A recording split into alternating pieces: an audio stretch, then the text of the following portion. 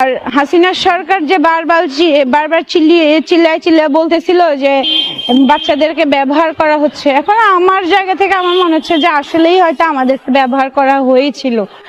না হলে মানে বিএনপির লোকেরা এখন যেভাবে কথা বলছে সকল ক্রেডিট উনারা নিয়ে যাচ্ছে, যেভাবে শিবিরের লোকেরা আত্মপ্রকাশ করছে সকল ক্রেডিট ওদের কাছে চলে যাচ্ছে। তারপর ছাত্রলীগের কিছু মানে দল ছেড়ে আসার লোকেদের দিকেও হচ্ছে গিয়ে আঙ্গুল উঠছে, বা তারাও নিজেদের মতো করে গুছিয়ে ফেলতেছে। এখন আসলে যত বিশ্বাস হারাচ্ছে সাধারণ শিক্ষার্থী, যে আমাদের কারণে আসলে দেশে এই যে একের পর এক গণ বিপ্লবের পর হচ্ছে গিয়ে এত সমস্যা, সবাই সবার জায়গা থেকে সমস্যা নিয়ে কথা বলছে, মানুষ এগুলোর জন্য এখন আসলে আমাদেরকে দায়ী করছে।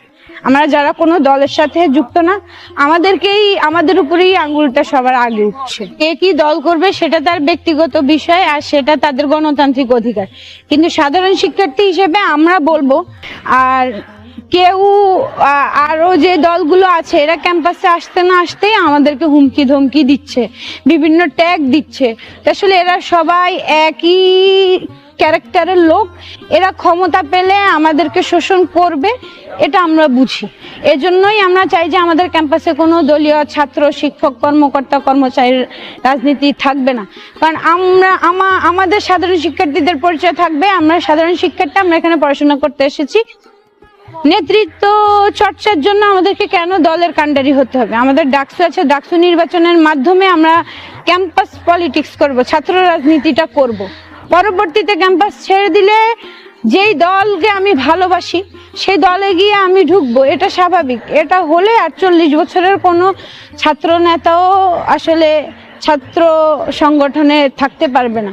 একটা নিয়মতান্ত্রিক ওয়েতে রাষ্ট্রটা চলা সম্ভব হবে।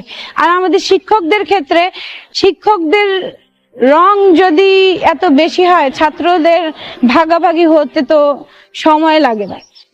তো শিক্ষকদের এই রংগুলো থেকে বেরিয়ে এসে উনাদের প্রধান যে দায়িত্ব আমাদেরকে শিক্ষাদান করা, ওই দায়িত্বের জায়গায় যদি উনারা নৈতিক হয়, তাহলে আমি বলবো যে উনাদের রাজনীতি করার প্রয়োজন নেই। কারণ উনাদের প্রধান পরিচয়, সবচেয়ে পাওয়ার এটাই যে উনার ঢাকা বিশ্ববিদ্যালয়ের মতো জায়গায় একজন শিক্ষক।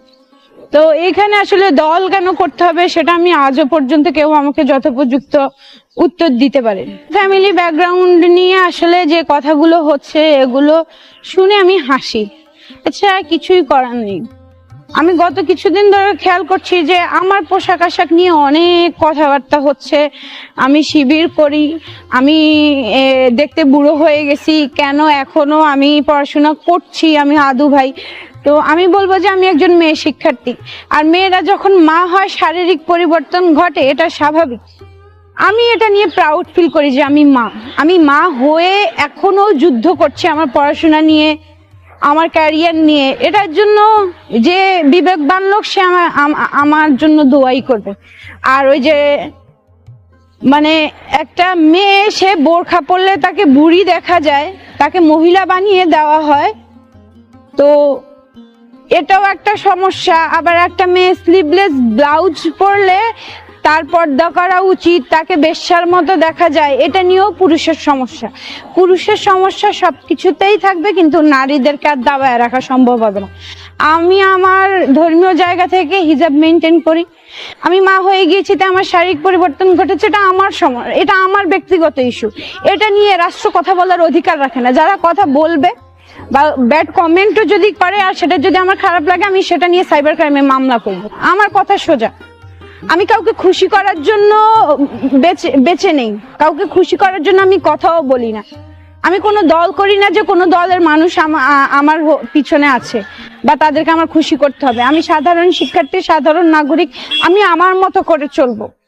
এটা আমার শরীর, এটাকে আমি ঢেকে রাখবো বুড়ো হয়ে না যুবতী হয়ে, সেটা আমার ব্যক্তিগত ইস্যু।